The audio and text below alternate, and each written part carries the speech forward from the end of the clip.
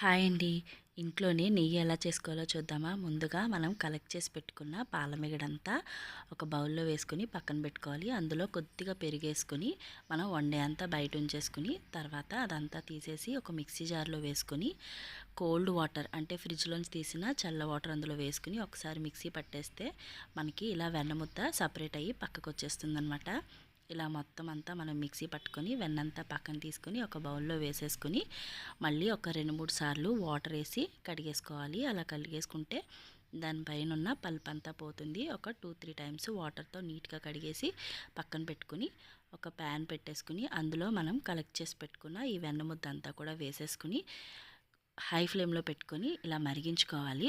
ఒక 2 మినిట్స్కి ఇలా పొంగిపోతుంది. అప్పుడు మనం మీడియం ఫ్లేమ్లో పెట్టేసుకుని అలా కలుపుకుంటూ ఉంటే చక్కగా నెయ్యి అయితే రెడీ అయిపోతుందన్నమాట.